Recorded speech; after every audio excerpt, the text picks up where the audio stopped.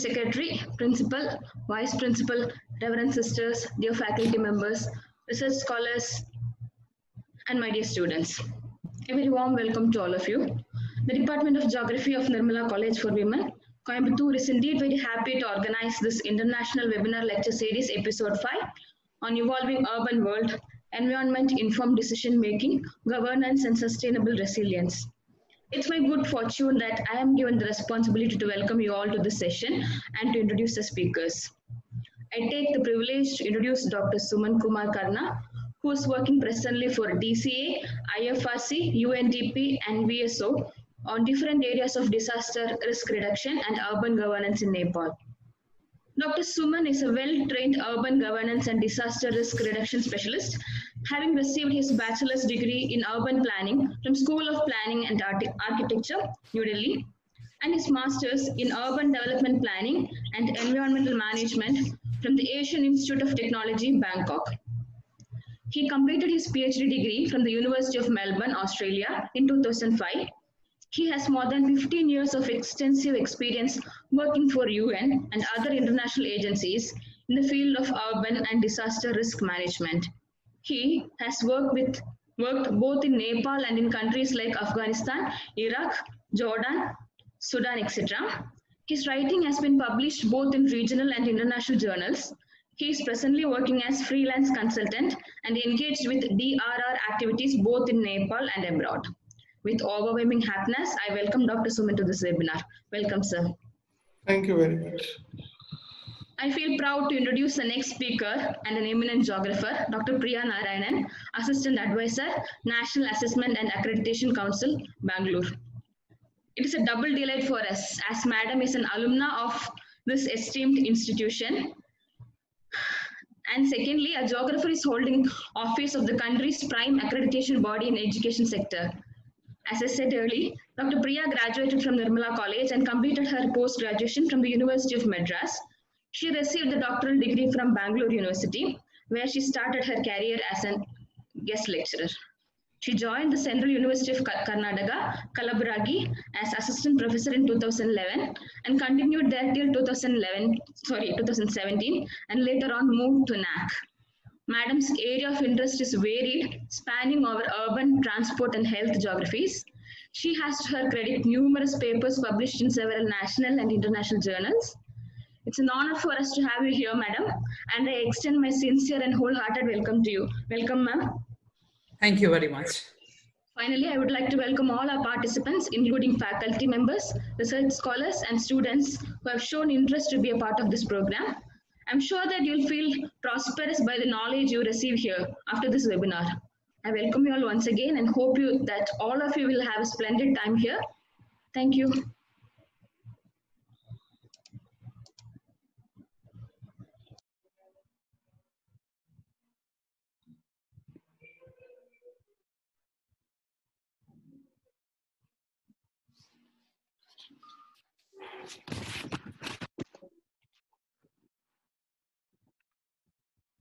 I would like to welcome and hand over the session to Dr. Suman. So you can take over and continue with the session, sir. Okay.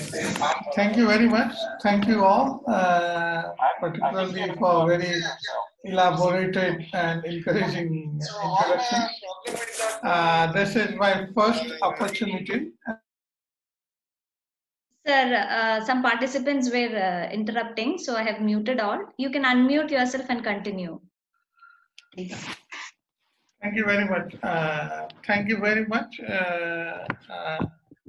Thank you for giving a very elaborated and impressive, encouraging introduction.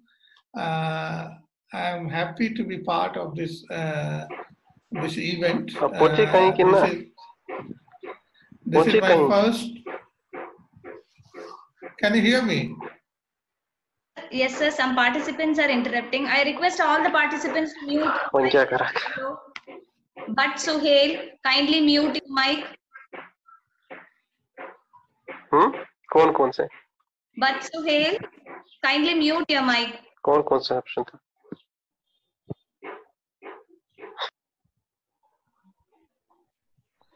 Okay, shall I go ahead? Shall I go ahead? Yes, sir, you can go ahead. Sorry, sir, for the Okay, interruption. Sorry. no problem. Thank you very much for giving me this opportunity to be a part of this important webinar as one of the speakers. I'm glad that I am getting associated with your institution. I don't know much about your institution, but I'm happy that you're looking forward to learn something from this webinar, and I too am too looking forward to hear other speaker and so in the question answer session from the students, and I will definitely will be learning as well. Now, you all have already got my introduction, so let me go straight to the topic of my presentation. Now, having background in urban governance and disaster risk reduction and management, I'd be talking mostly about how cities are placed in the present situation of COVID-19 response. And my second part will be like how this COVID-19 has changed the overall dynamics of disaster risk reduction and management, particularly in urban context, okay, which will be followed by some challenges and approach. Now, as we all are aware, half of the world's population lives in cities. And as COVID-19 is spread all across the world, cities have become a national epicenter. So this emergency or crisis is also called as an urban crisis, because I'll just give you some figures like 1430. This is according to the UN Habitat record, that 1430 cities in 210 countries are affected by COVID-19. And out of total, over 95% of the cases positive cases are in urban areas. So I don't think anyone will disagree that it is not an urban crisis. 1 billion people live in slums and informal settlements, where it is a big challenge to manage COVID-19 because of COVID-19, demand different kinds of restrictions and measures, which is so difficult to apply in places like slums and informal settlements. And India is one of the is a country which is having one of the largest among the largest slums. So if we look at all these, it is definitely an urban crisis, and it is going to impact urban areas or cities in a very strong way. So we need to have a spatial thinking, a dedicated ideas and way forward to manage this in an appropriate manner. Not only this, I gave you some top figures, but there are some other facts as well which substantiate the case of urban crisis. Like we all know, urban areas are always with high population density, with complex settlements. This rapid urbanization causes unplanned and unmanaged settlement developments. And there are lots of, cities are always a kind of, entry points, travel hubs. So there is a danger and that cities may cause higher risk of disease spread because of, the number of population is much higher in cities in compared to rural areas. Now, cities is also a place of high level of diversity, because people from different origin, culture, tradition, practices come and live in a city. So this adds additional challenges in terms of managing COVID-19 response, because COVID-19 response measures are so closely linked with, culture, tradition, practices, and people with different backgrounds demand different kinds of or different types of measures, which is not easy always to apply. Now, there are large number of vulnerable people in terms of poor, marginalized, particularly living in slums and informal settlements. If you look at the global figure, it is more than 1 billion people who are living in slums and informal settlements, which are mostly situated in cities. And we all know that how they live. They're crowded living, disorganized, lack of basic services, water, sanitation. So in that kind of environment, the measures that we apply to manage COVID-19 is very challenging, like social distancing, not living in a crowded areas, uh, and hygiene measures and all that. Similarly, this COVID-19 is the biggest impact. Another biggest impact is this informal economies or informal settlements, daily wages. And we know people of that sector is very severely impacted. They are almost out of income since last few months. And they don't have many economic options. So they are the prime concern of any government or any urban government to look after. And these populations are again mostly in cities. In terms of medical facility also, the advanced medical facilities are always in cities. And that is the reason, I mean, you see, because of all these reasons, you will see majority of quarantine, isolation wards, COVID hospitals are placed in cities because of all these reasons. So that adds additional responsibility to the urban local government, and they are the key player in managing all these facilities towards, in the process of managing COVID-19. It's also, and that again, as I said, it's also a place of further spread and transmission of infection because of high density, high movement, traffic hub and all that. And then it's challenge to maintain social distancing. As I said, I mean, in many areas, particularly slums and informal settlements. So we have seen that that urban areas are in a way, urban areas are very, very prominent geographic location in terms of management of COVID-19.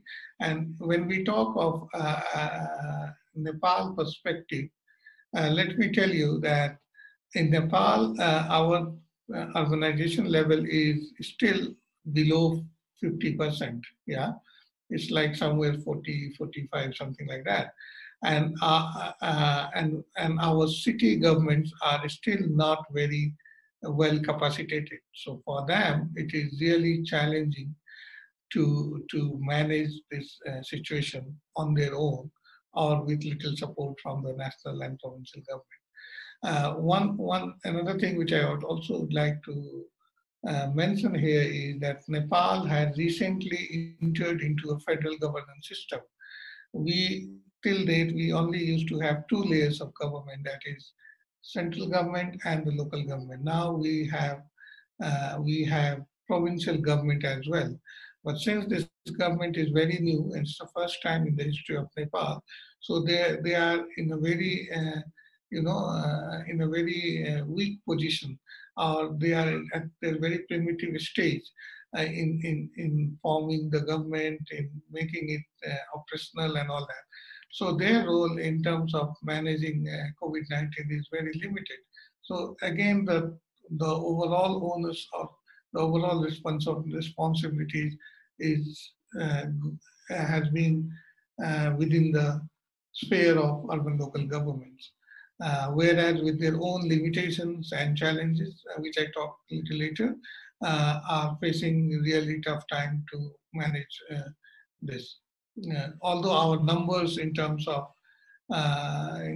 positive cases and in terms of total number of deaths are still limited, but unfortunately it is now growing rapidly. So we have a strong fear that it may take a shape of community spreading after a few weeks, but we still have to wait and see how things will unfold. Now coming from a disaster risk management perspective, I think we all agree that COVID-19 is much more than only a health hazard. Yeah, though it is dominant by a health issue, no doubt. It is often led by the Ministry of Health in almost every country in the world, but it is much more than health hazard. And this has, prompted us to look at our definition of disaster risk reduction and management. And this is very clearly saying that we need to redefine the scope of DRRM. Like if we look at the overall philosophy of Sendai framework of 2015, pandemic is there, but the focus and priority is more on climate-induced disasters.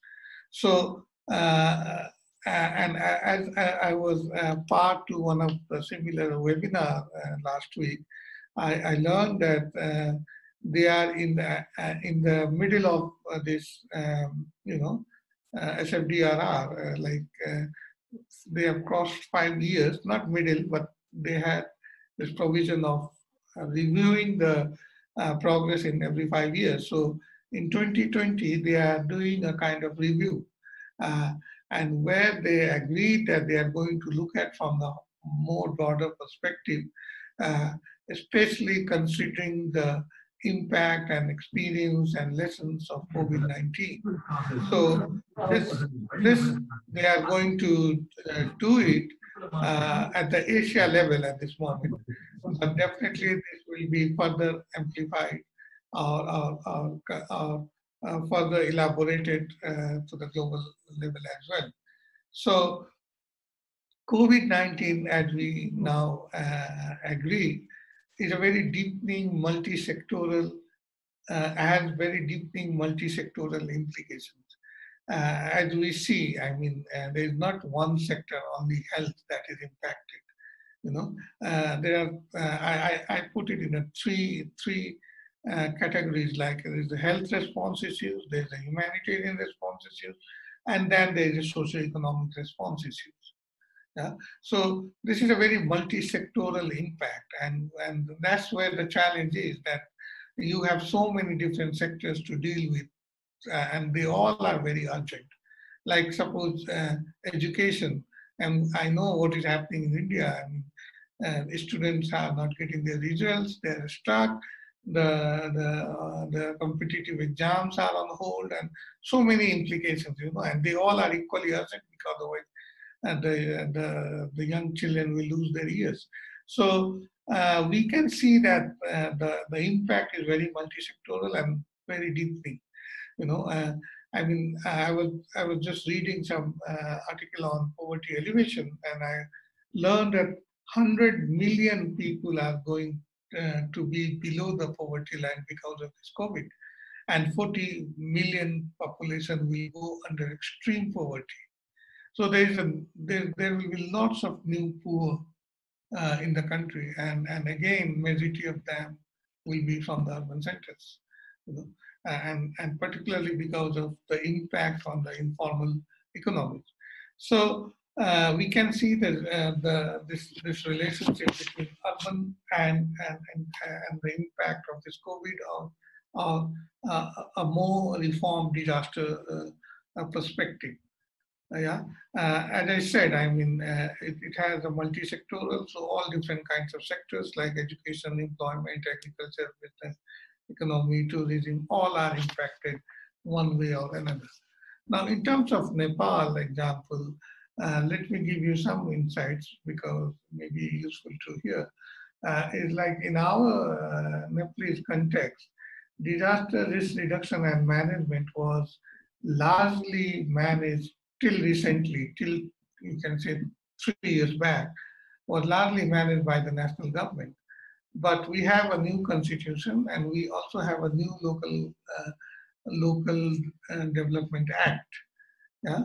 So the new Local Development Act has devolved lots of authorities and power to the local government, and that is urban government as well as the rural government. And these urban, initially we used to call urban bodies, now they are urban governments because they are almost like a government at the local level. And they have lots of new authorities and powers. They can even take care of small disputes. They can form their own laws and apply. They have bigger avenues of revenue collections and so many others.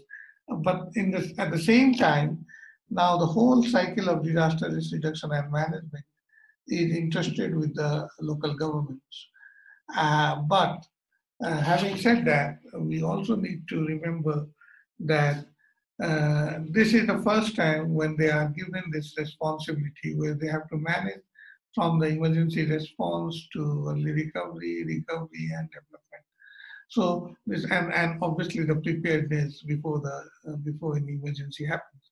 So all these different cycles of disaster risk reduction and management is very new to local government, except some past experience in emergency response where they used to get engaged with the help of Red Cross and other humanitarian agency in saving lives, and providing some relief materials in the very beginning of any emergency or crisis. But beyond that, local government had no engagement, no involvement, and that's the reason why they do not have any experience or knowledge of what to do beyond this life-saving support. Now, in the present context, with the COVID and the conventional disaster that is almost coming with this monsoon, there is a double, we are calling it a double crisis, dual crisis, you can see.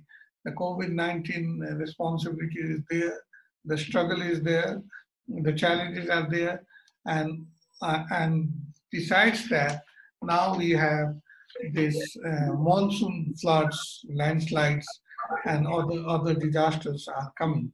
So I'm going to talk this a little later. But anyway, that's kind of a new challenge that the urban local government is going to face. Now, in terms of, as I said, I mean, though they got the responsibilities, but their capacity is very weak. They do not have any experience. They don't have skilled manpower. Probably don't know what is this full cycle of disaster risk management, how to do risk mapping, what is this multi-hazard approach, this resilience building, build back better, and all that we normally talk while managing risk, while doing risk management of risk reduction activity. But these are very new to our local government. So we don't know how they are going to perform with this in the situation of dual crisis where they are already struggling with COVID-19 response. Now, and this is the reason why I should not hesitate to say the truth that our local governments are not very efficient and effective in managing COVID-19. The quarantines are not well managed and they are not well developed. The facilities are very poor and people even afraid to go there. They think that instead of getting relief from the corona, they will get corona there because it's so poorly managed. And we cannot blame only local governments because they do not have the right kind of knowledge, information, technical know-how, the specification of how all these things are managed, and there was not enough time to even orient them sufficiently. But again, I must say that it is again a lack in part of the national government to entirely transfer. Living entirely on the local government when they are not exposed to this kind of pandemic management. So what I observed is, because of this situation, the impact on the conventional disaster is also to be noted. This COVID-19 has given us a message, direction, some leads to review the disaster risk reduction and management scope. It cannot be any more managed in the same conventional and traditional way. And particularly in next couple of years, when COVID-19 impact will still be there, we definitely cannot manage floods and landslides and fires and other disasters in the same way that we have been doing since ages. So we need to understand the intricacies and the intersects between this biological disaster, that is pandemic, and the climate-induced disaster, that is flood, landslides, and others. So, because there are some complementarity between it, and there are some opportunities as well. It's not that within the COVID response, there are only problems. There are some opportunities as well. And with this upcoming floods and landslides and other disasters that we are expecting, and it's almost on the door with this monsoon, I think we need to prepare, the local government need to prepare differently in order to be complementary with the COVID response, and also not to do something which further spread the COVID, COVID threat. So in that way, I think there are many areas we need to look at carefully. Probably we need to do some reform and redefine it and reorient it in view of the present situation, which is COVID-19 and the conventional disaster. So this is basically requires a revisit to the scope of the DRRM. We need to integrate the public health there and the concern that emerged out of this COVID-19. And it has a very clear impact on the disaster information management system as well. And we have seen that how some issues which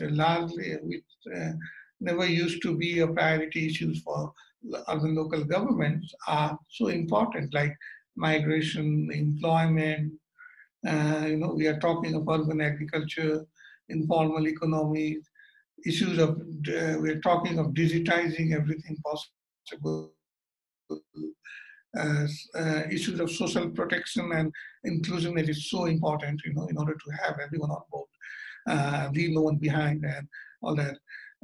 Distance learning, we are talking in applying it to the, in our education system, but then there's also a question of what will happen to those who have not access to internet and computer facilities.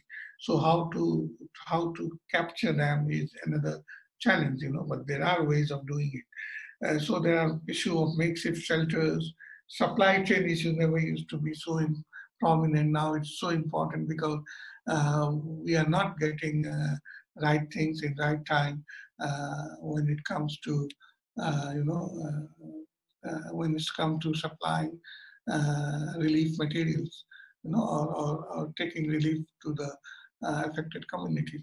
So health infrastructure is one of the obviously prominent and priority issues that municipality has to take on.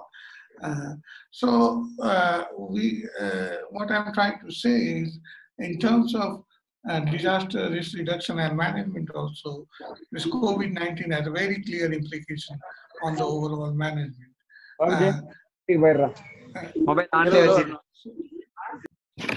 So we need to look at this very minutely. But one thing it is also important to understand is no urban centers are similar. They all have their unique character. They all are different in terms of their own situation. So we cannot have one blanket approach. But what is important is to understand the implications, the seriousness of the issues, the concerns, and then to translate that into our own realities and see how we can adapt it better in order to manage the other conventional disasters that are upcoming in a much smoother way.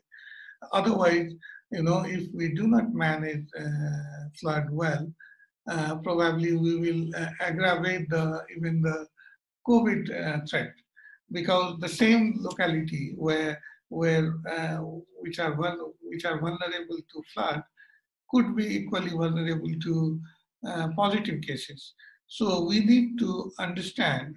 So we need to do some risk mapping, some risk planning, and then have to see that how we can segregate, or how we can categorize different communities or different localities in a way that our disaster risk reduction and management measures do not contradict with the COVID response. Normally what happens, for example, when there is a displaced population because of flooding, which happens every year, we normally take them to public buildings like schools or any community hall and all that. Now there are two situations here. One is those public buildings are largely covered already by the quarantine and isolation ward. They are already converted into those facilities.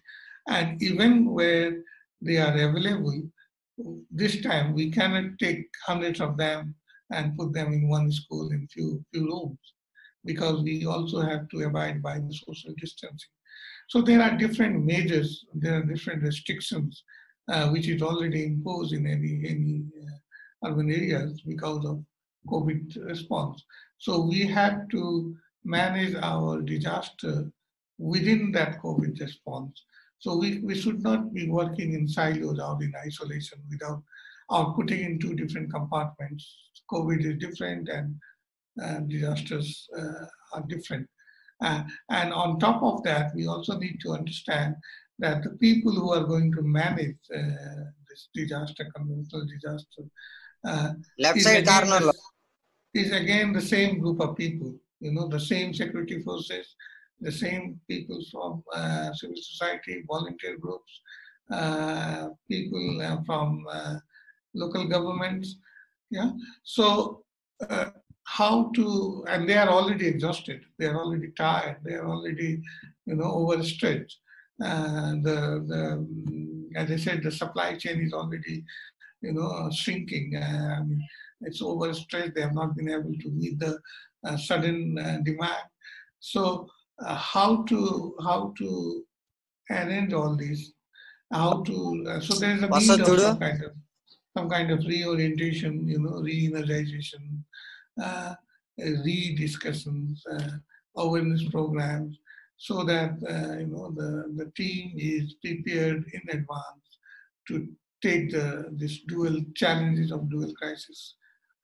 So that are very important to understand and act from now. In our country, the monsoon is yet to come. Rain started, but it is not as heavy as it comes with the full monsoon. So this is the time when you have to do the right kind of preparedness.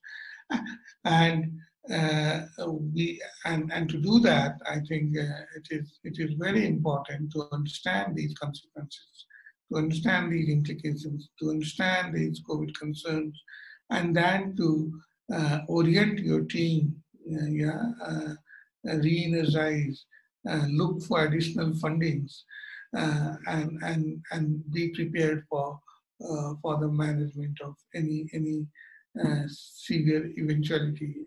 It could be a harsh flood. It could be very frequent landslides and blockage of roads and transportation and all that kind of thing. So it's a kind of a situation where I say it's a trade-off between saving lives and preserving jobs and livelihoods. With the COVID-19, we have to save lives also, but at the same time there is a pressure that we should come out from the lockdown. We should come back to the normal situation so that people go back to their jobs and to their livelihoods and live a normal life. So it's a very challenging, but we have to be very particular and smart enough to find the right balance between saving lives and preserving jobs and livelihoods. Yeah. And as I said, I mean, COVID is more than a health crisis. You know. It has a very serious impact on deepening poverty and also, this inequalities is growing again because of the poor, marginalized, downtrodden communities are often severely impacted with this situation, particularly when they are mostly out of job or out of an income. So, and one other thing which is very important to understand is, this COVID situation. When it comes to disaster risk reduction and management, we deal things in a sequence, like we do life-saving supports, relief distribution, then early recovery, then go to recovery, and before that, definitely a preparedness. But in COVID-19 case, you probably have to deal within the same city, have to deal with all three situations. Somewhere, maybe it is a response phase where these positive cases are just emerging, whereas in some cases, the positive cases are already found and they are being treated or something like that. So it's an early recovery case, and then you have to see how they can go back to their normal routine and come back to their and get some jobs and all that. So it's a recovery phase. So it's very challenging in a way that you have to deal with all three situations in the same city at the same time, but with different locations, So this adds another big challenge, because I don't think urban local governments, at least in Nepal, they are not exposed to, or they are not experienced or having, knowledge of working simultaneously on three different levels. So if you look at from the disaster perspective, it is often like one after another. But with COVID, I think that privilege is not with us. So that is another big limitation on the part of the urban local government to deal with. And not only that, as you may be hearing, there is also a threat of rebouncing of COVID, So that will bring another situation where lots of challenges will be there once the re-emerging cases will start happening. So that has again another level of implications on the overall management. So as I said, I mean, within this environment for any local government, it's not going to be easy with their limited capacity, less experience, first time they are dealing with this dual crisis. And also, they have already invested a lot of their funds in managing COVID, in relief distribution, in developing quarantine and other facilities. Yeah. So I don't know how they are already thinning with their funds. So there may be a chance that this time of disaster, whether it is cyclone or floods or whatever, could be compromised to some extent. So in order to not to have that kind of situation, other level of government, national government, provincial government, has to be aware of the situation, and they have to re-resource the local governments in order to have sufficient funds, budgets to deal with this challenging situation. Yeah. So these are the kind of situation that I assume would be in next couple of weeks when we have full monsoon in the country. Now, how we do it, I mean, how we are going to manage. So I would just like to give some points on that. Like, it's the first thing is we need to understand it's a kind of a new, we have started talking a new normal, so this normal, our normal is not going to be the same normal like it was before a few months back. So we have to accept this, that this is a new normal, but then we cannot be completely complacent also, So there are certain change in rules and regulation in order to make this new normal. Yeah. So what we need from urban local government perspective is to be, you need to be very well coordinated. Yeah, multi-sectoral approach, multi-dimensional approach. We cannot go compartmentalized wise, or we cannot go from one sector to another. So there are different sectors which are impacted by COVID and tomorrow's expected floods and landslides and cyclones. So we have to be multi-sectoral in the approach. So there is an approach called whole of government or whole of society approach. So it's basically bringing all the key stakeholders and partners together. So the approach has to be sufficiently participatory and sufficiently collaborative. And if we manage to substantially engage the community itself, then the chances of compliance, the chances of following measures are more. And it is very important in this particular situation when we'll be dealing with dual crisis. Yeah, we need to promote coherence and synergy across the governance level. And it is not a localized version of disaster. This pandemic is all over.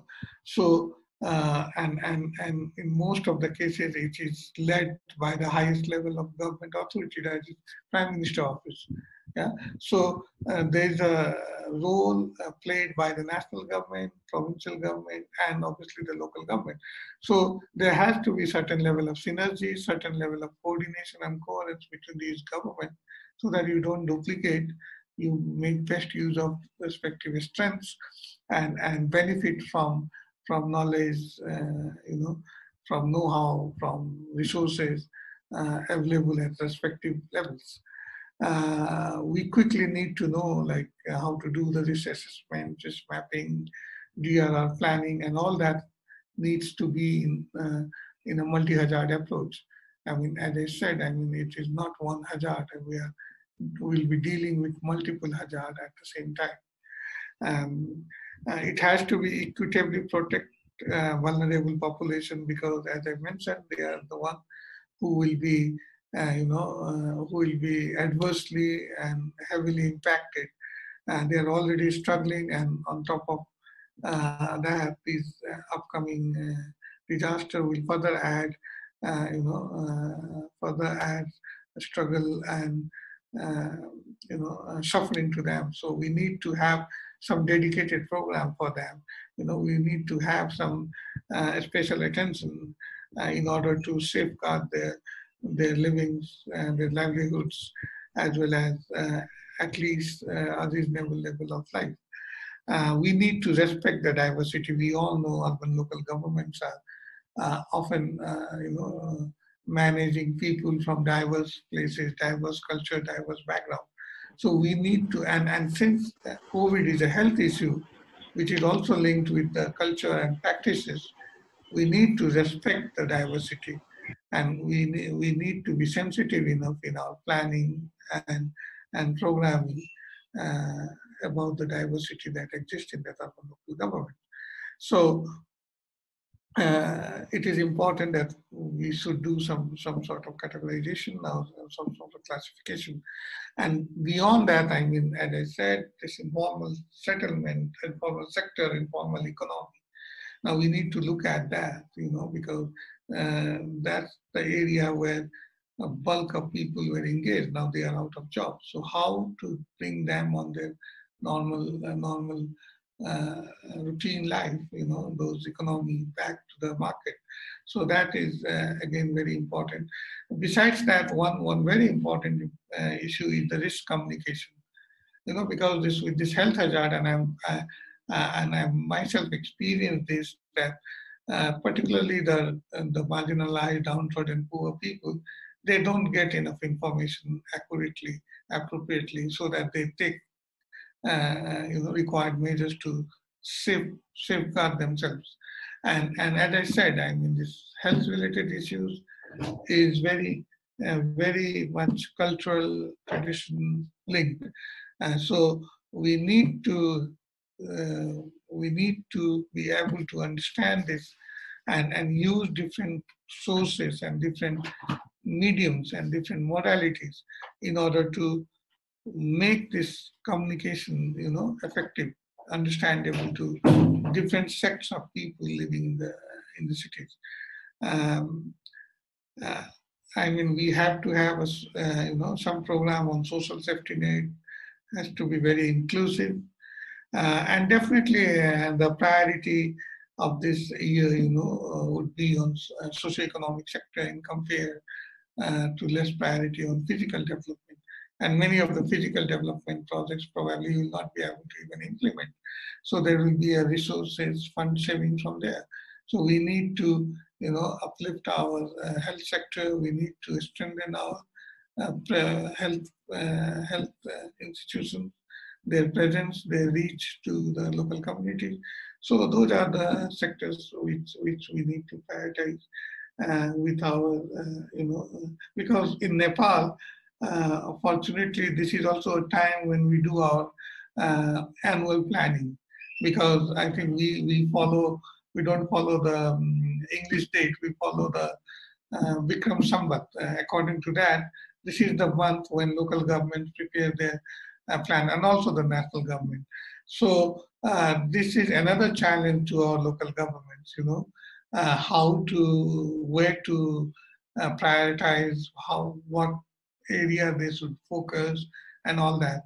But in order to support them, the National Government Ministry of Local Development has prepared a tool where I have also contributed to tell them how they can make their annual plan and budgets COVID sensitive or COVID responsive, and where we give them some strategies, some methods and tools to do some needs assessment, and accordingly they should plan.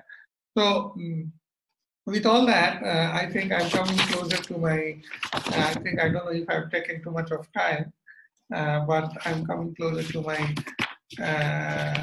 completion of my side of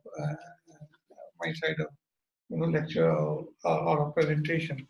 But I would be open to receive any questions that may come. But lastly, what I'm going to tell is that in terms of this monsoon coming and COVID already there, which is again going to stay there for some time, our urban local government need to have a very solid preparedness in order to manage this situation of dual crisis.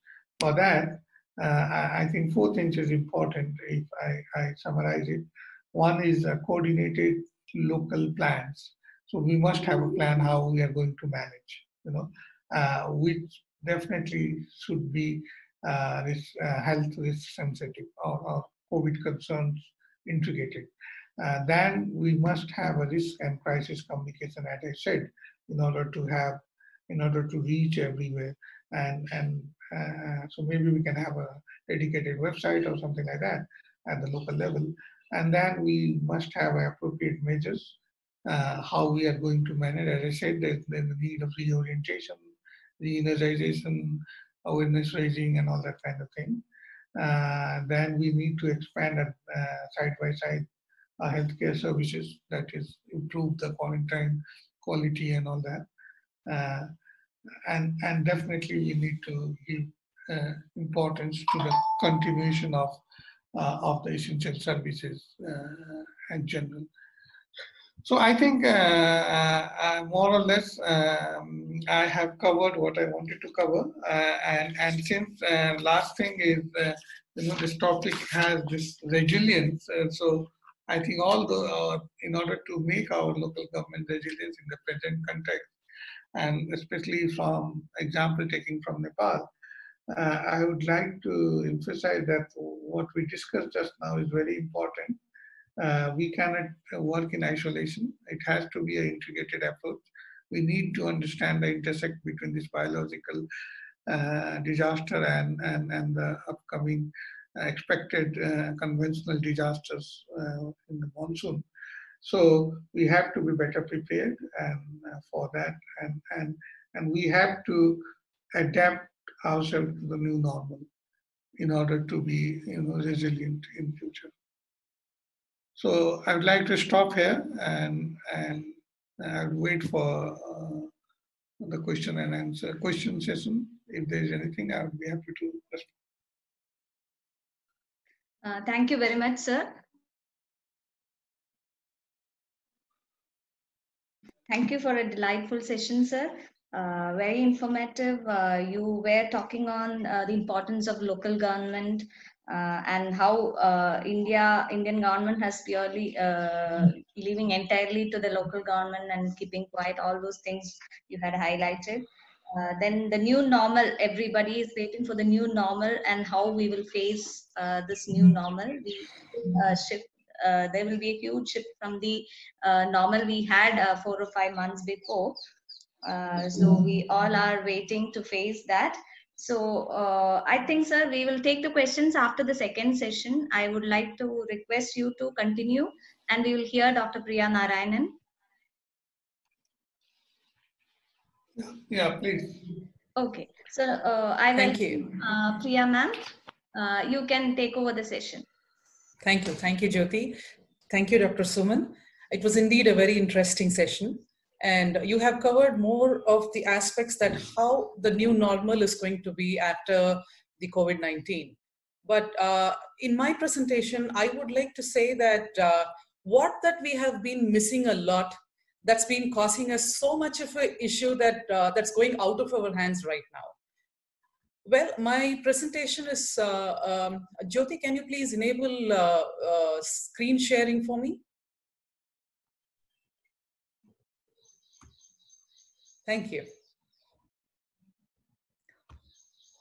Well, today we will be talking about some of the aspects that we have researched about on some cities like that of Bangalore and Gulbarga, which I will like to connect it to the informed decision making and governance, sustainable development also, for that matter.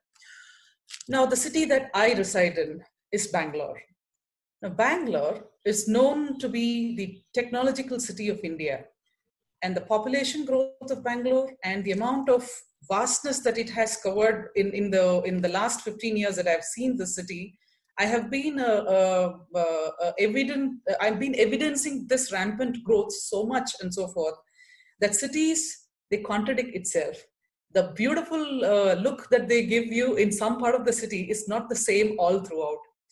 So, but the chaotic aspect that every city faces is more or less the same. And the intensity of this may be different at different levels as far as the population and the kind of what the city attributes to, it differs. So Bangalore, when we say how the city grew up and what it has been growing on to, is the major aspect that I wanted to cover here, which the research that we have been doing for several years and now also on urban floods. Now, if you look at Bangalore city from a satellite imagery, it just looks like the spots of blue and red. So it has so many lakes. It had about, when I did my PhD on the loss of lakes in Bangalore in the year 2000 till 2005, the data that I had taken, I remember that I reported in my thesis as 1,043 lakes were there in the year 2005. But today, the government listing do not even have 100 lakes listed as these are the listed lakes of Bangalore. So you can imagine that how fast the city is being engulfing the biodiversity of the city and what would happen because of that.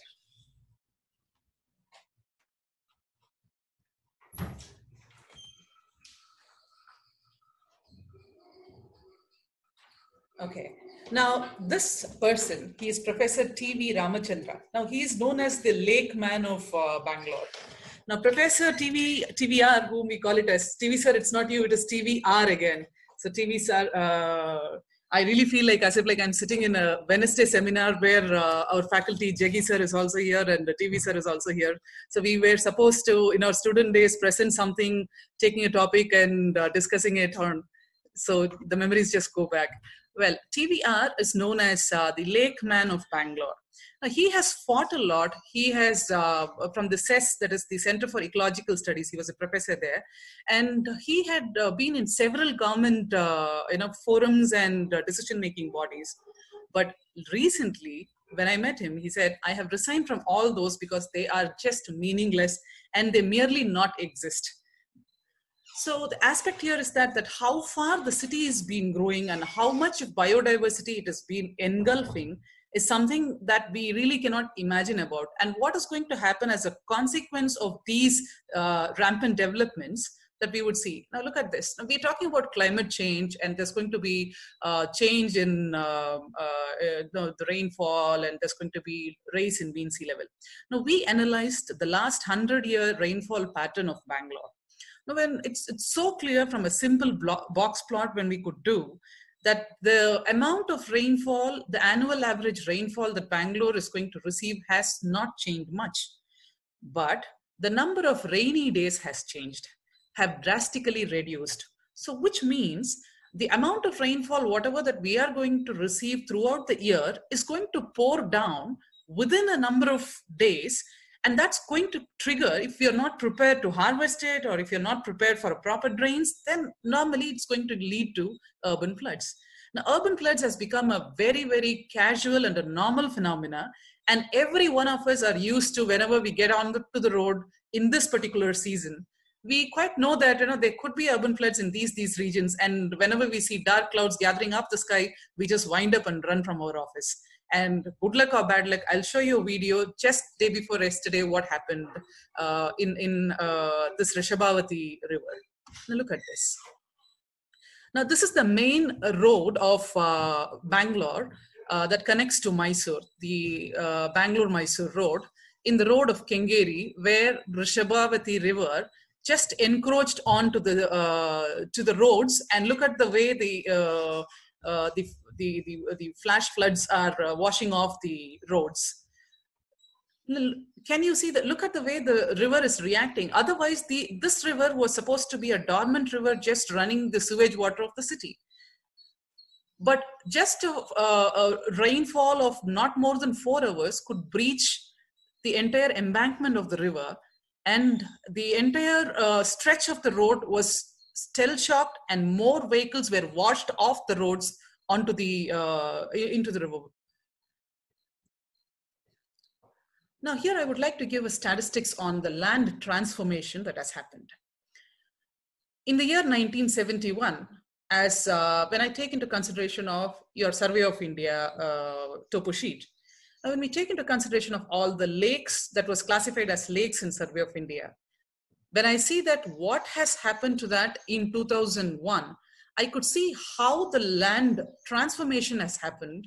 So the lake has almost reduced to 50% and below, and most of it are being converted into vegetative shrubs or wetlands or dry lands or built up area. Now, if you see the next in 2000, when you see this has happened 1971 to 2001, where the change is being so slow, look at this from 2001 to 2005, what has happened. So the change that has been happening here is being very faster. It's accelerated change that's been happening here in terms of gulfing of the biodiversity that's there in the city. Now here we also saw about the plantation area and the forest area that we have here, 1975 to 2001, how much it has reduced. And from 2001 to 2005, how much we have reduced. So now, after 2005, we have not done any analysis, but there are so many changes that has happened in the city, like the metro that had come, the new establishments and the office areas that have come. So if we see an analysis after 2005 to till today, I don't know that even if anything exists at all now. So what happens because of this? You see here reports coming up from Niti Aayog that says that the groundwater of Bangalore is going to be there only for another 2 years, and after that, there's not going to be any groundwater. Well, I do agree, because I stay very close by in a locality which is very close to a lake. But in the month of May, our underground water completely dries off. So in an area where 15 years before we were getting underground water in 100 meters, today the borewells reached up to 2,000 feet below to get the water. And they're going still further down also. So the depletion of water is the major reason that the depletion of underground water that we could attribute to is that the drying up of lakes. Now the lakes that acted as recharge points are now have been converted into big apartments, big establishments, and they lie actually flooded during such kind of rush floods and flash floods. Many of the lakes have become dumping yards. Bangalore, most of Bangalore do not have proper under ULDs, that is underground liquid drainage. So it is very easy for any of the apartments or any of the establishments or villas to see a nearby lake and let the sewage just in without any proper treatment or without any proper conditioning. So many of the industries do that. And we see sometimes lakes catching a fire and burning. So look at this lake just very close to Mahindra buildings. You'll see that the lake has been burning for so much and it was emitting so, enough is actually already the air pollution that is there, but it adds up to that. And the biodiversity in those lakes, we have a report, we have a peacock park in Bangalore University here. So we see that the number of peacocks that come to not only there, but all throughout, even Salim Ali Institute of Ornithology have done a study on it, how much there is a decreasing biodiversity because of increasing urbanization. Sometimes we forget that this planet is not as ours as to every other human being or every other life also. So we try to take a supremacy onto this planet and try to establish our supremacy over the earth. And because of that, we really shatter the entire ecosystem that keeps us in a beautiful balance. Well, coming to the next aspect of it, green space. Now, how much these green space are important? Like I was working for Gulbarga. I was working in Central University of Gulbarga for some time. So therein we did a good project work. Now, this is about how do we plan our green spaces or how do we allocate the green spaces? Now, well, World Health Organization says that access to at least 20 meters square of green cover to every individual is essential, and that is the perfect per capita green cover that one can have in a city. So then we tried to find out that we tried to have a land surface temperature map of Gulbarga city using Landsat imagery. And we tried to find out that wherever there were green covers, good amount of green covers, there the ambient air temperature were less. So needless to say that it not only increasing the ambience of that particular place, but it also played its environmental role of controlling the temperature and giving a good oxygen in that particular area. So now we with the existing green cover of the city in terms of wards, we tried to put the population behind and try to extract the green cover in that particular area and try to see that how much there is a per capita green space available in each ward. Now we looked into the master plan of that city also, and we tried to have a relevance that, you know, how this new parks have been put in, is there is any sense behind introducing a new park somewhere. But then I totally understood that it is not these thinking that drive in terms of preparing a master plan, but it is the sheer availability of space and the influence one can bring in into the system if they want a park there or if they want an industrial area there in their ward or not. Now, we wanted to extend up this study, and we went ahead in trying to assess all the infrastructure that was there in the city. Now, we know infrastructure is the backbone of in functioning of any city. Now, and it's also important to understand the demand and supply for an infrastructure within a city, for that matter, because they're very different. Like you could see that CBD will be normally filled up with much amount of infrastructure. When you move away from CBD, most of the infrastructure that you wanted to will be missing in most of the cities. This is more suitable to a growing city like that of Gulbarga, for that matter. Now, maintaining a spatial balance in the distribution of infrastructure plays a greater role in terms of crowding up the space for in want of infrastructure. Like if hospitals are going to be available within say 2-3 kilometers in your vicinity, you would need not come to the city for everything that you need. if there's going to be good amount of schools for that matter. So such way, we try to find out that how could we bring a spatial balance, at least putting forth the scenario of what is there in a ward and what is not there in a ward. Now, what is a basic division of a city for that matter? Okay, so now how do we decide which part of the city needs what kind of an infrastructure? So here ahead, we went ahead and mapping up each infrastructure of the city. So we prepared the layers for green infrastructure, then we prepared the layers for economic infrastructure. We also prepared the layers for energy infrastructure and the emergency infrastructure like fire stations and hospitals and water infrastructure for potable water.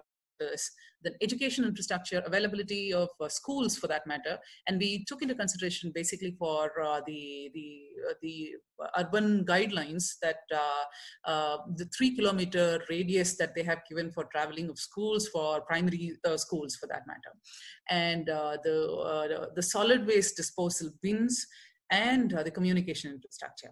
So now we made the layers of these and we tried to see the hot spots and cold spots for all the infrastructures.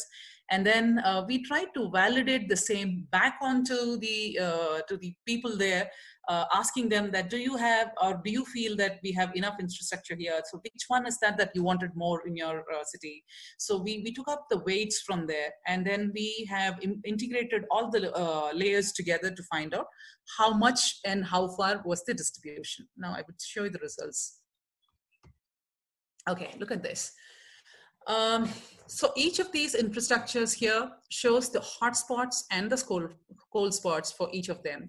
So we have taken into some of the cases, population was taken into consideration. In some of the cases, households were taken into consideration. Like say for electricity, households we have taken into consideration.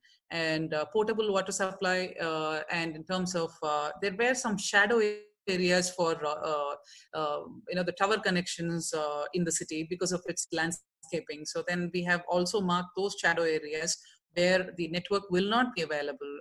And we have also applied a Thiessen polygon approach for coupled with DEM and the water tank capacity that it can hold in terms of distribution of potable water.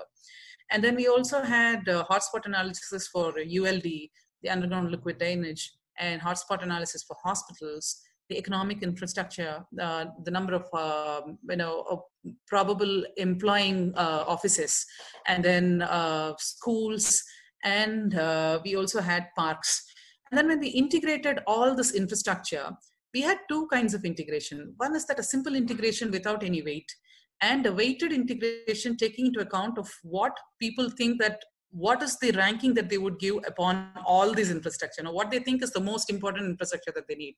Because see, if I were to be a mother of a child who goes to school, for me, school is the basic infrastructure for me. I would like to compromise on say some other infrastructure, but I want my child not to travel more. So in terms that this decision making is different with different kind of people.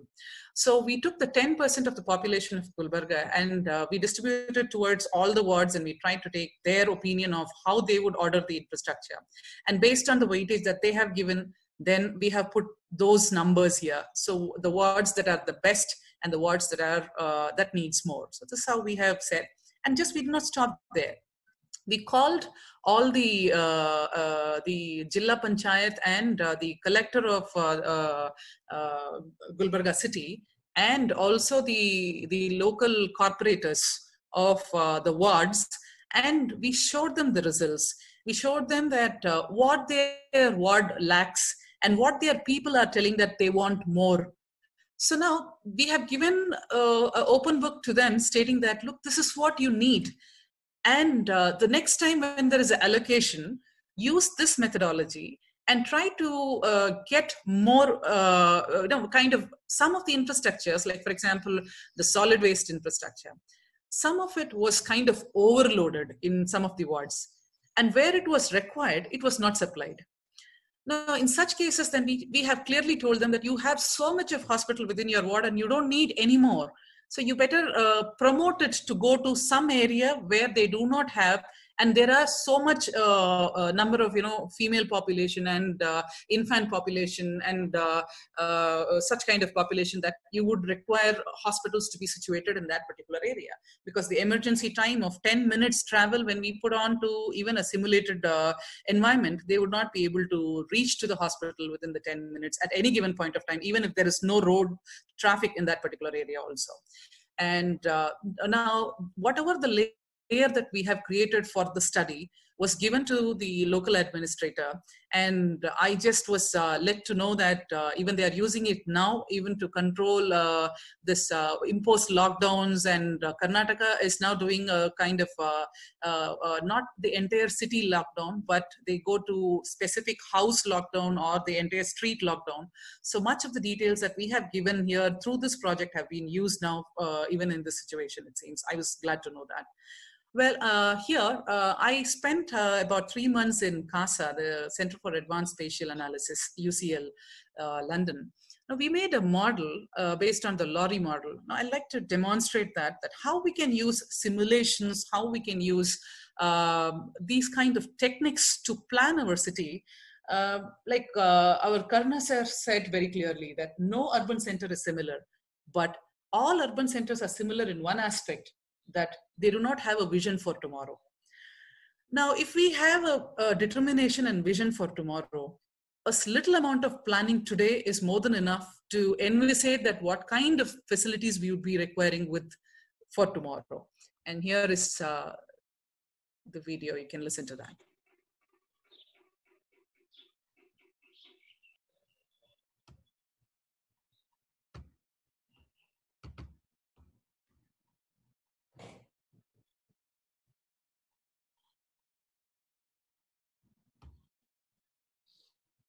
I'm sorry, it's not coming. Just a minute.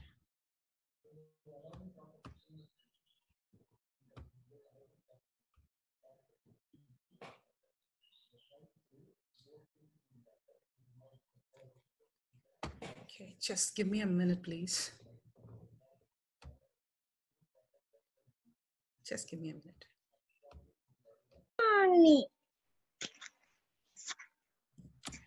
क्या हो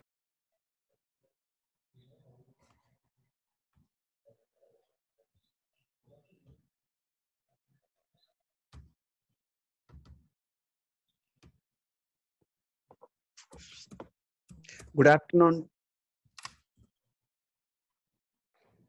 Yeah.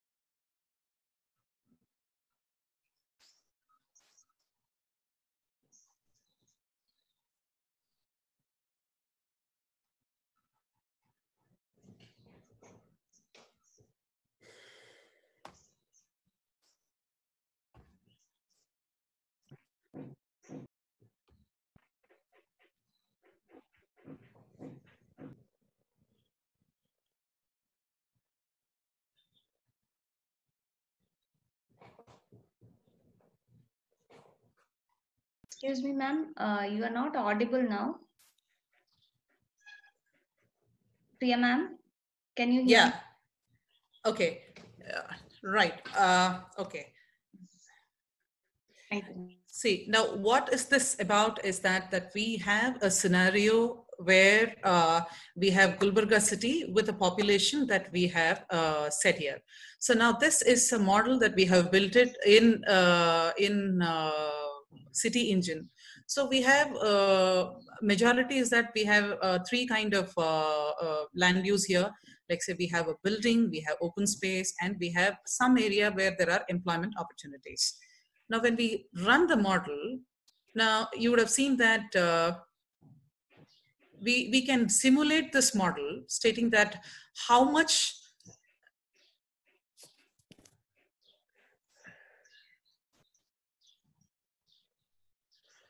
okay, now we are going to add land use data to it in terms of density of population here, and you'll be seeing the density spiking up in certain wards.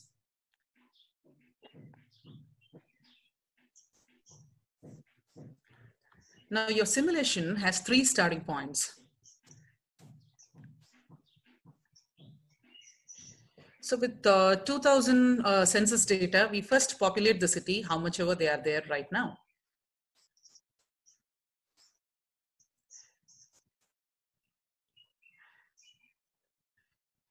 So we also put in the land use regulation zones here.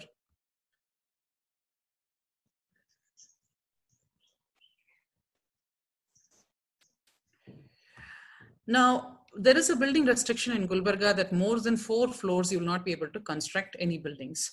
Now, in such case of restrictions, what will happen is that the city will be forced to spatially spread across.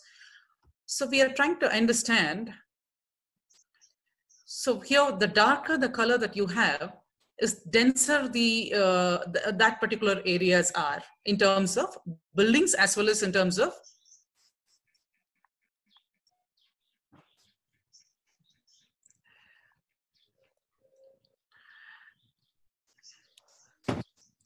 now we can start building scenarios. Like what if the university adds up much more departments and much more employment? So what is going to happen to the university area now?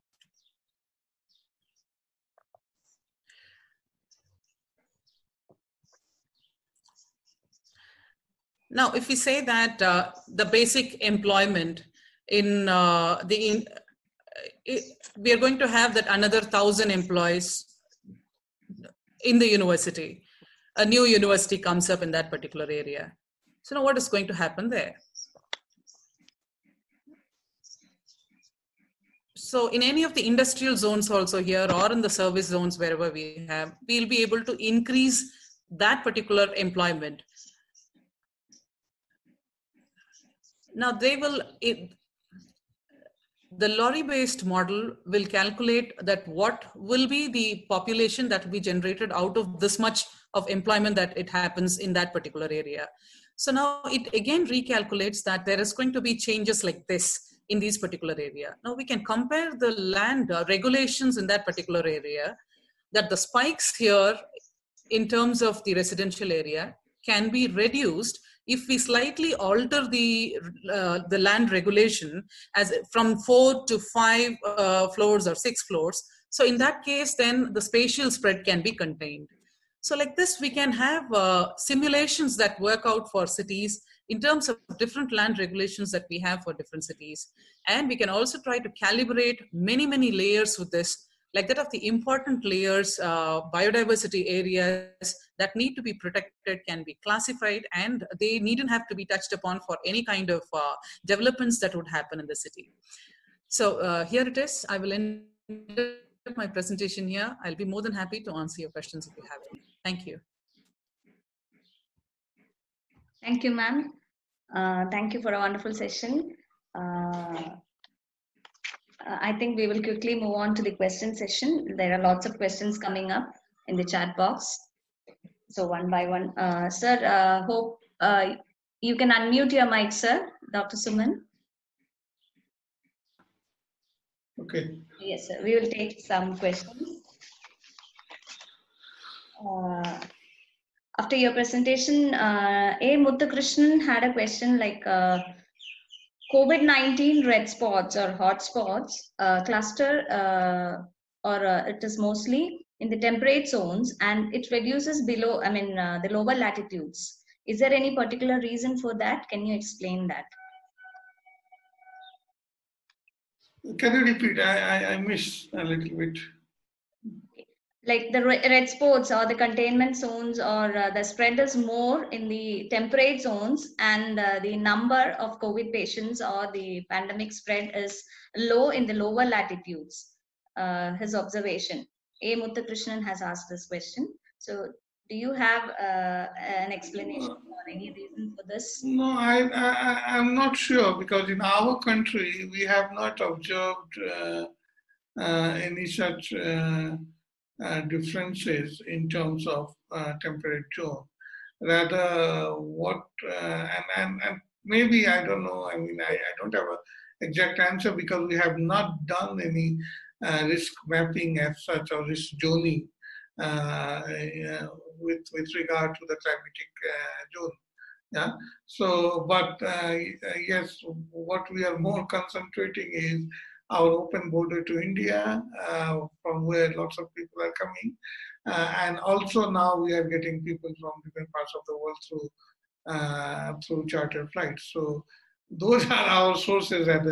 But sorry, we have not done that kind of risk mapping, and that is where I said that we have adopted a blanket approach to the entire country. So when the lockdown happened, it happened throughout the country, and we have been telling that this is not the right way of making decisions. Particularly, Nepal is such a diverse country, which is and there's so much of diversity in terms of climatic conditions as well and temperature as well. So, but unfortunately, that kind of exercise is not done yet. So I'm sorry, I have not seen that kind of variations in our cases. Okay. Actually, don't have information. Okay, sir. So next question is the functions of NDM web portal and how to support the researchers. I think you see it is important that these things are planned in from the very beginning. I mean, unfortunately, in our case, when we did not even have a lockdown and there was just initial symptoms, we few professionals went to the health ministry, advising them that we should do all these real-time data collection, training, and there's one dedicated portal here with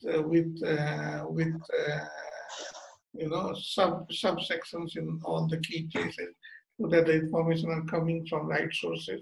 It is authenticated and then available through one portal, so that there is no mismatch or mix of information or duplicate information. But we only did that at the very later stage.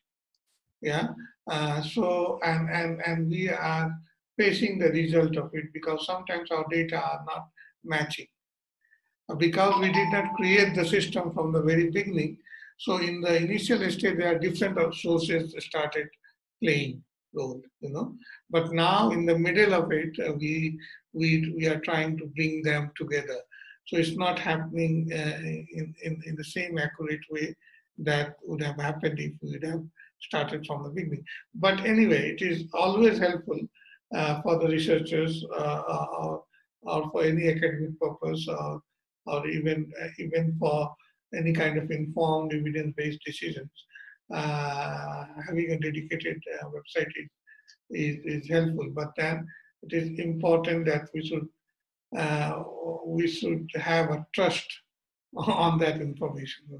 So that is important, and for that reason, we need to have accuracy, authenticity, reliability of the data.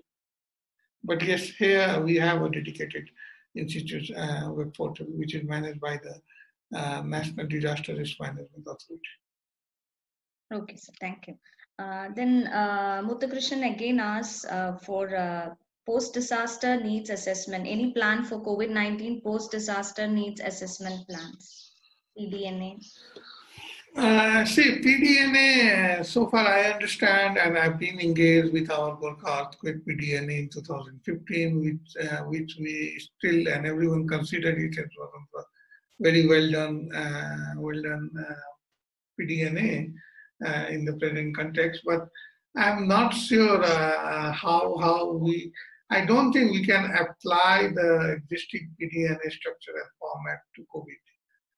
We need some kind of reorientation and readjustment within that.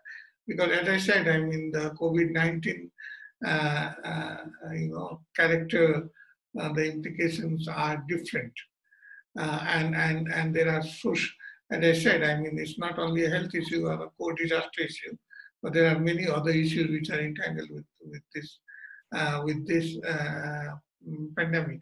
So I think we need to revisit our PDNA scope, orient it to COVID-19 situation, and apply it probably.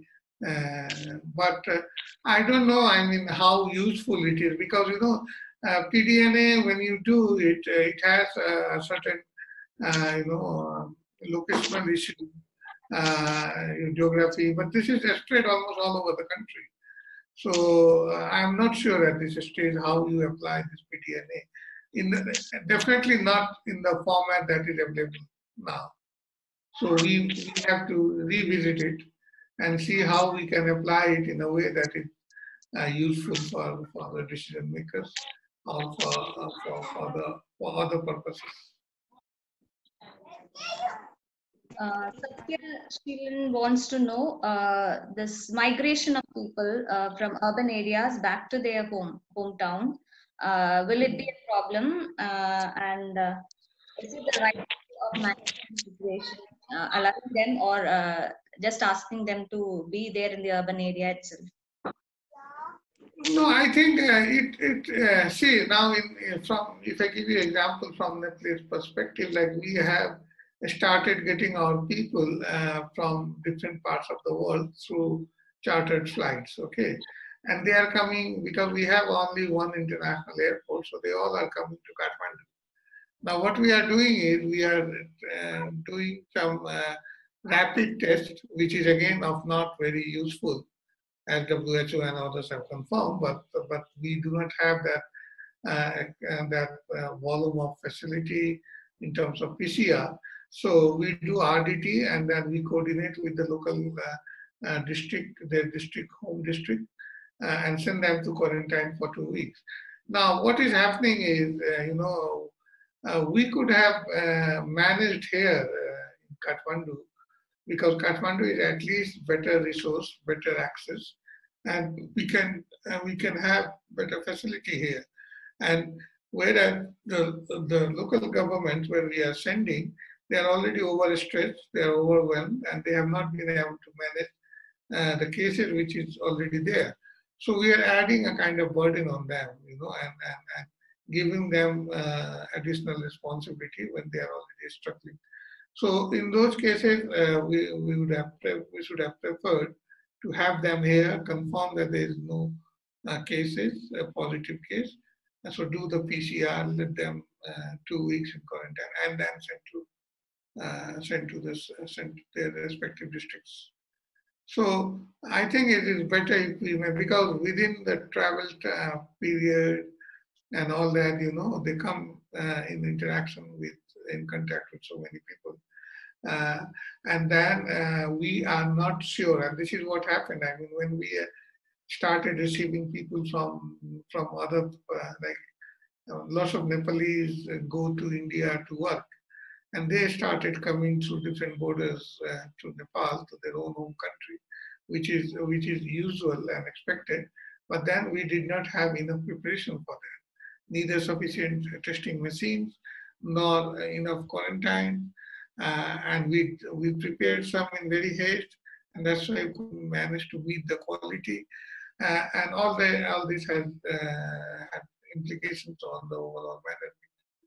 So I think it's better if we, to the extent possible, manage at their original place. And then, but even if we are moving, we have to move in a planned way so that we are sure that they are treated properly when they reach to their place. Have I answered this question? Yes, sir. Yes, sir. Yes, sir. I hope the participant is happy with the answer. So, I'll move on to Priya ma'am now. Muthukrishnan has asked about many programs, MGNREGA, national level, and what is your opinion on that? So it's not about the proposal of the program. Now, how it is going to be implemented the way it is supposed to be. That's what is the question is all about. Now, even during the COVID scenario, coming to your own topic, when it was given to understanding that all streets will be sprayed with disinfectant, they came with a holy gun for us, just spraying it at front of our house. I mean, is that going to be effective? Now, the effectiveness of a program's implementation from paper to the real world when it comes, it just shrinks so much and so forth that it and the time that it takes for its implementation also. These programs, when they are planned, they are not planned for the future, but they are planned with the present population. Now, for example, what's that? Metro. Yeah, the Metro Rail project of Bangalore. It was supposed to take off in the year 2010. In 2018 only, this project was implemented. By the time, the population of Bangalore almost doubled. And what was expected that this metro is going to bring down the number of vehicles on the roads, but the number of vehicles never came down even after the introduction of metro.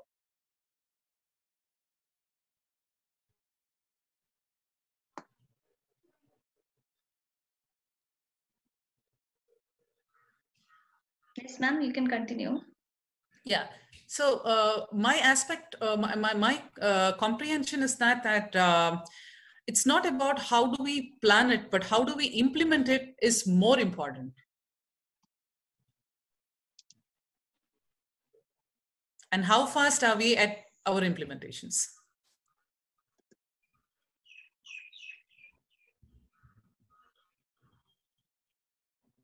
Ma'am, another question. Do you mean green cover? What do you mean by green cover? Some schools or some boundary areas. So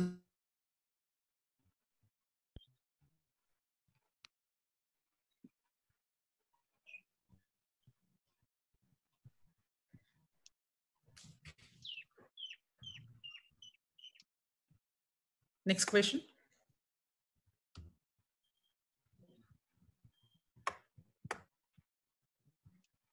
Yes, ma'am. From 2017 onwards, national program of urban mission, how much it have improved the rural and urban connect?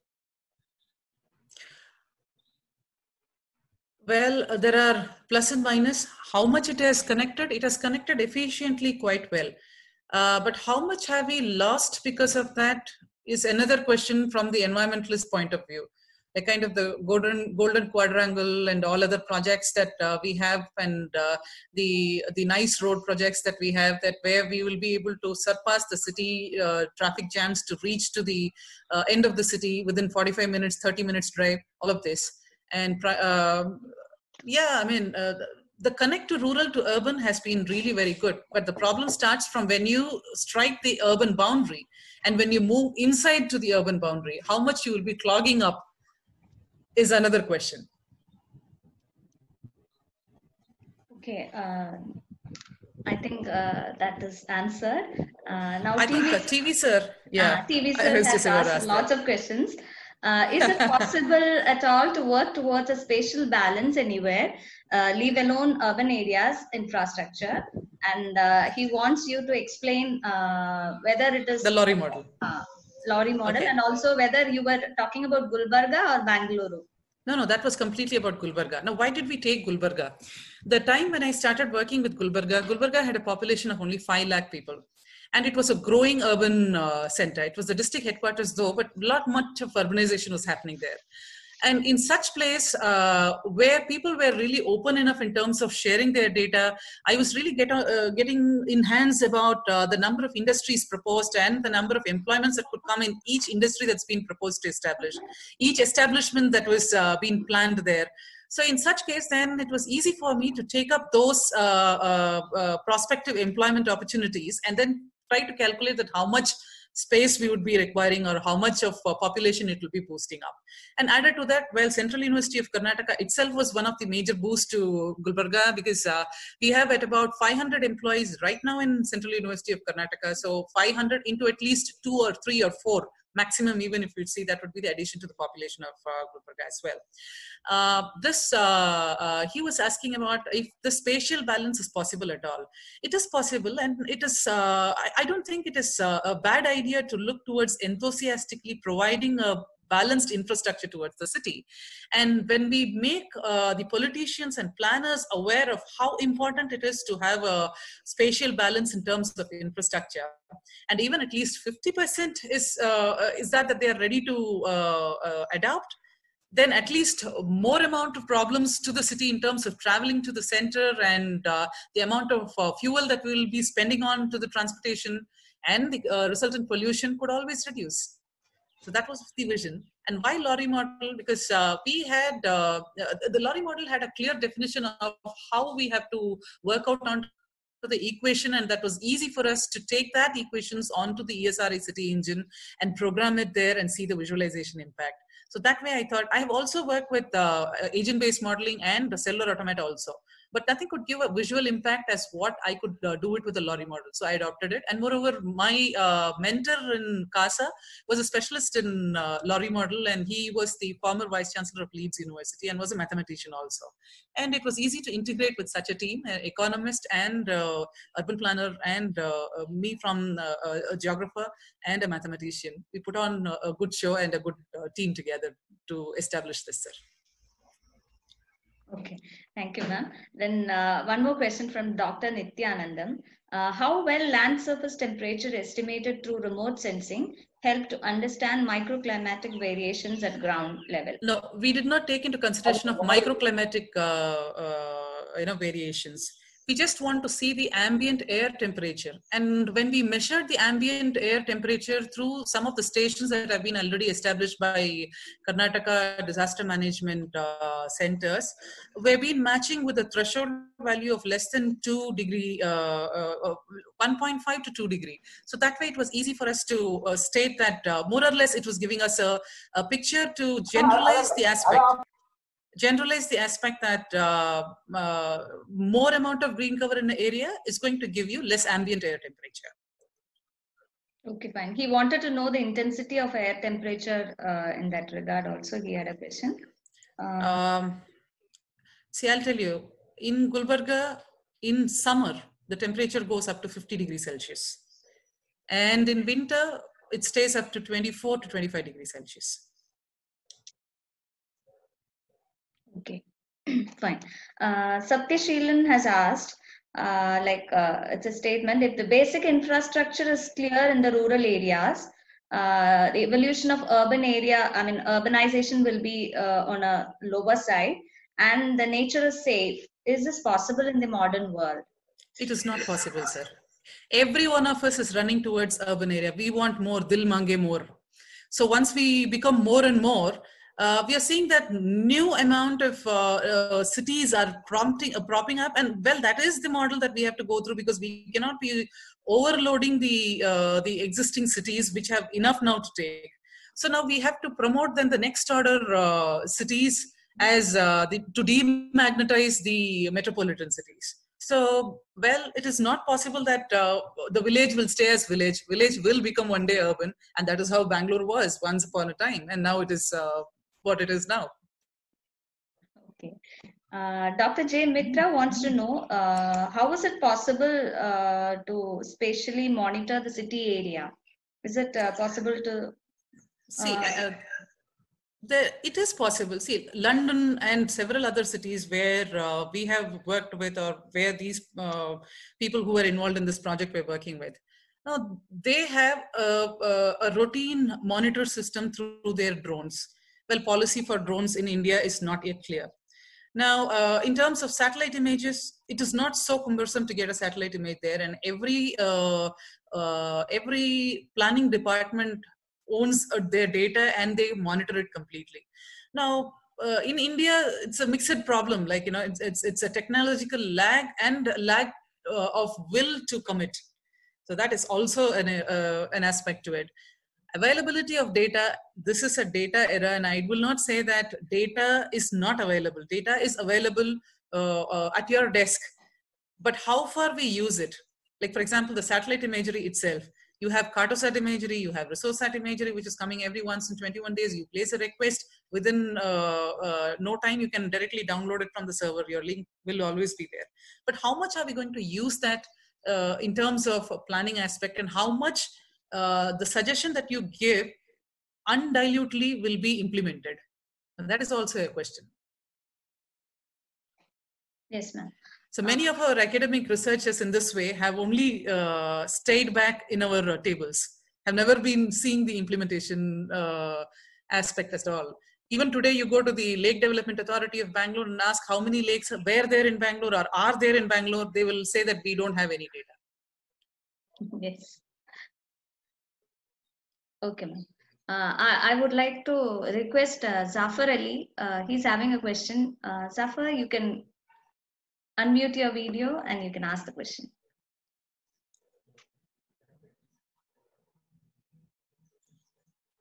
Zafar, are you there? Yeah. Yeah, you can ask. Dr. Priya, was a really a nice presentations, and Dr. Usman as well. Both are really done a great presentation. So my question is simple, directed to the Dr. Priya. So my question is like cities like Gulbarga or any other small cities or secondary level cities. Like usually these cities are made or developing it for to reduce the weightage of the mega cities, metropolitan cities or cosmopolitan cities like Bangalore, Exactly. Chennai or Delhi, Bombay, or even internationally other cities like New York and suburban cities. So what is the measure here you are, you means here they are considered or added to develop those cities to not only reducing the burden of the mega cities, even what is the measure you have taken to expose these cities into the international market, like bringing the tourism, not only the tourism, bringing the industries, economy, and like connecting with the other partnership, like a sister city or partner city. So what is the measure they have taken to these cities to not only just supporting city to the mega cities, this should be independently later after 20 years or 30 years, they should be independent, and how the city will be international exposure city later on.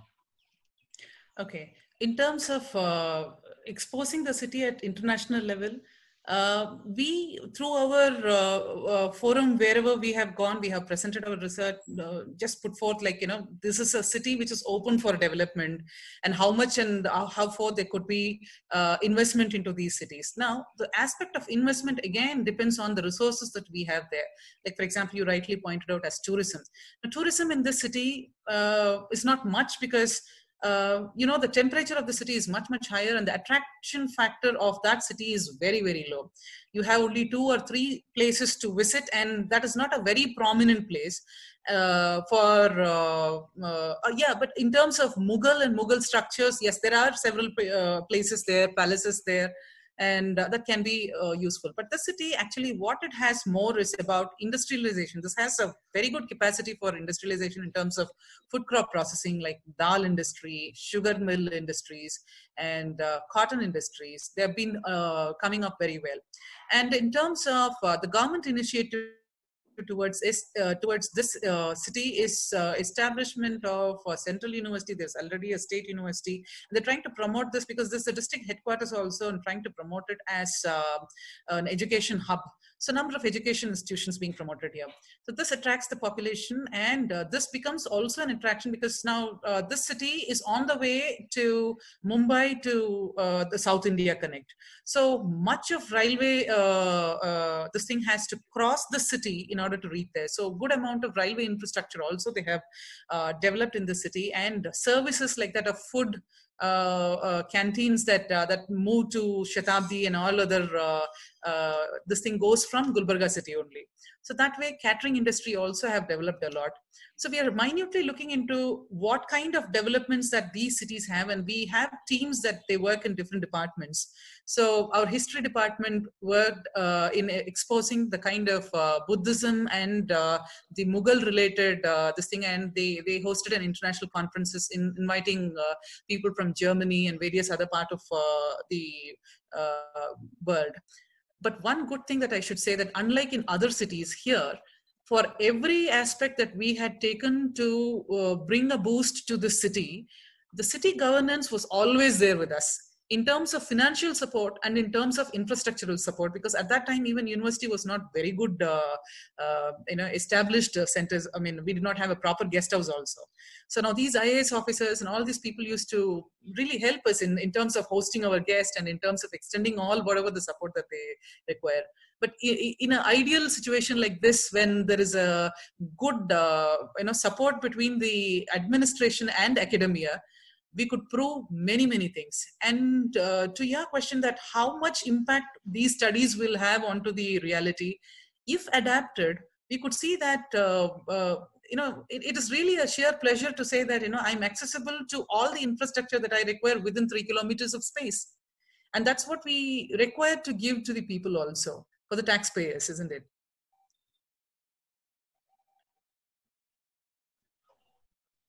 Safar, did I answer you? I thank you very much.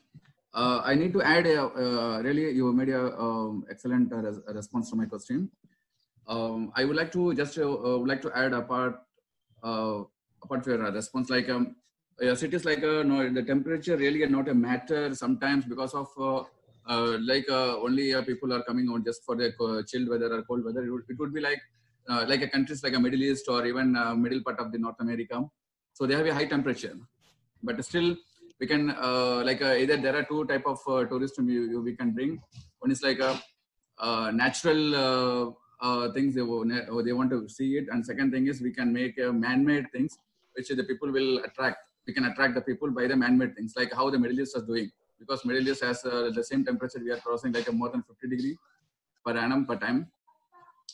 So like as I said, in different sectors, you like a railway and other sectors, you have added it and it will be pull the tourism inside. So similar like some other kind of artificial things, if you can made it or can add it, that would be man-made structure would be attract for the tourism, and it would be like a certain type of industry you can bring it here, which can survive in the hot temperature, as well as some many things which we can work out which can depend on the suitable environment, temperature, as well as the nearest locations, because of the mega cities like Bombay is nearby and connecting, as I said, between north and south. So in that way, if you work out, then we can use of those weather, because of there is no place in the world which can use there is no use of the places. So every place has their own value. So we have to find the right value of that particular place, and we can make it. I believe.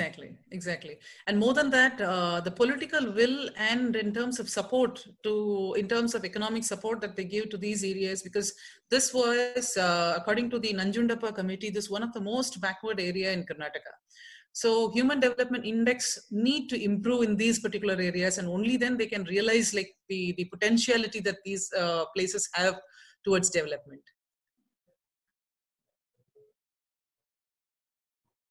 Thanks, Jaffer.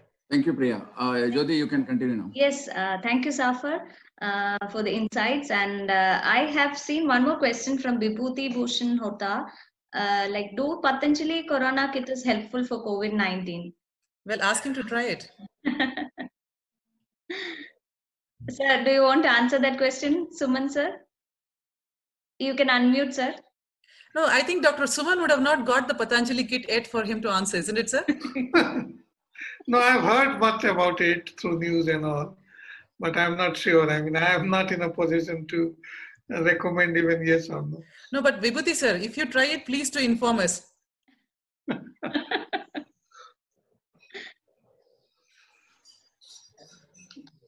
But I think somebody can take a call and then see what was the implication of it.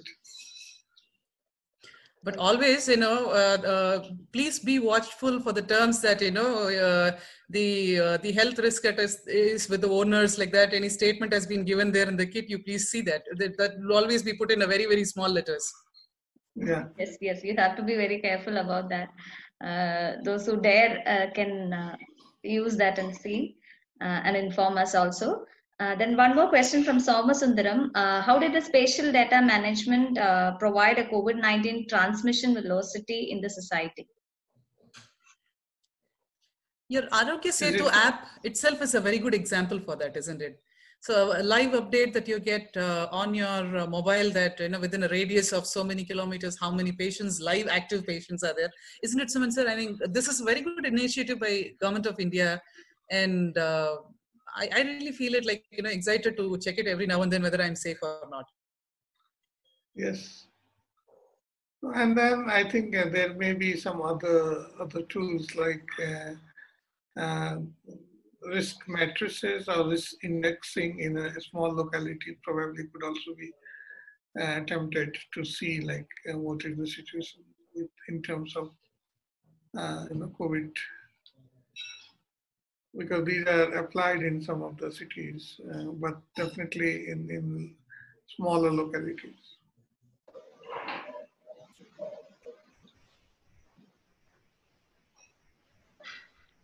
Hope that question is answered, Mr. Somasundaram.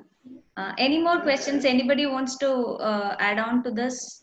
There is a question from TV, sir. Sir, actually, I have seen real-time GIS being used in many developed countries. Really projecting it at a click of a button on our smartphone, we will know that where is the traffic pattern and what road I have to avoid. I mean, such kind of technologies, I think we have to embed it to the governance, because these will, because gone are those days that we take a satellite imagery, we start analyzing on it. By the time we get the report, the ground has changed. So I think we have to invest more onto the real-time GIS technologies and smartphone into the GIS.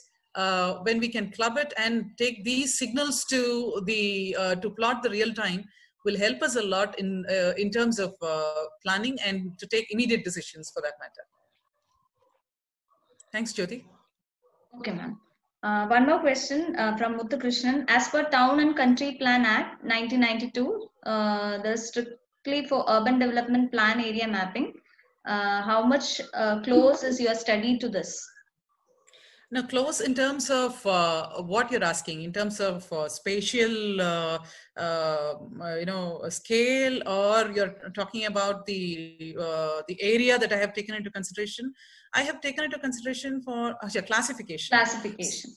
So classification, we have, according to the Country and Town Planning Act of 1992, they have defined some terms of how much there has to be the distance for schools, or how much there has to be a distance for the hospitals and all these parameters. This has been very strictly implemented because this project was funded by HUDCO, the Housing, Urban and Development Corporation. So they were very particular about that. We did.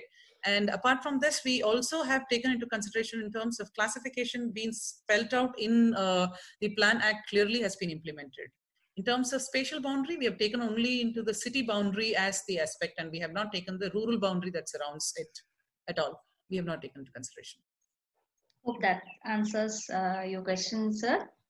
Any other questions anybody wants to add on to this? I know many professors are there, many faculty members are there. If you want to add on, Sir Sukumar sir is there, Jagan Kumar sir is there, Dipankar is here. Please add on. Before we wind up, we will have a... Excuse me. See, I would like to congratulate both the speakers very well. They have spoken about the urban studies. The main motto of this webinar is to attract our geography students. See, it is for the benefit of the students, not for the technical exchange of question and answers. So we wanted to attract our students, and then they have to pursue this urban studies in future. So in that sense, this webinar is good, and then the speakers also very well explained about it, and then congratulate them. Thank you very much. Thank you, sir. Thank you for your advice, sir. So I think we will wind up now. We have answered all the questions from participants. Hope they are satisfied. Thank you so much, Suman sir, Dr. Suman sir, and Dr. Priya Narayan for joining us. With a very short notice, I invited you and you had said okay. Thanks a lot for your wonderful sessions and the kind gesture of answering all the questions. We would like, we are looking forward to have you in touch with us and associate more for many other programs coming up. In the new normal world, I hope we will have good associations. Thank you very much, sir. Thank you, Dr. Suman and Dr. Priya Narayanan. I would now request Dr. Meenakshi to have the official vote of thanks from management and department side. Meenakshi, are you there? You can continue. Can you hear me? Hello? Yes, you can go ahead. Okay. Good evening, one and all. On behalf of Department of Geography, Nirmala College for Women, I take this opportunity to propose the vote of thanks for this webinar lecture on Evolving Urban World, Environment, Informed Decision Making, Governance and Sustainable Resilience. At the outset, we would like to thank our principal, Reverend Dr. Sister Helen, for her constant support in all our endeavors. At present, the accelerated rate of urbanization in the developing countries is bringing definite changes in the demography, economy, social, political, and other environmental aspects. In this context, we need to focus our urban planning strategies to deal with social equality, mobility patterns, global competitiveness, and sustainability. Urbanization also puts increasing pressure on nature and weakens its resilience, and climate change and natural disasters will have devastating consequences for cities and their inhabitants. Our heartfelt gratitude to our distinguished resource persons of this webinar, Dr. Suman Sarna and Dr. Priya Narayanan, for sharing with us their knowledge and opinions. As rightly pointed out by you, good urban governance practices and innovative solutions centered on specific urban issues using emerging digital technologies together with community participation will help build resilience and promote sustainable development. Our sincere thanks to all the participants for their patient hearing and interactions. Once again, thank you, one and all. Thank you. Thank you, Meenakshi. Thank you very much, all the participants, for the kind and disciplined listening also. We will look forward for more webinars like this with your cooperation. Thank you, sir, once again. Thank you, ma'am. Thank you, sir. Thank you very much, and Thank you, privileged to be Jyoti. part of this webinar. Thank you very much, and thanks for connecting all of us. I mean, it's a sheer pleasure to see them at least on screen. I mean, Jaggi sir and TV sir, thank you very much. And of course, my friends, Bikku, Dipankar and Jafar, thanks a lot. Thank you very much. Thank you, ma'am.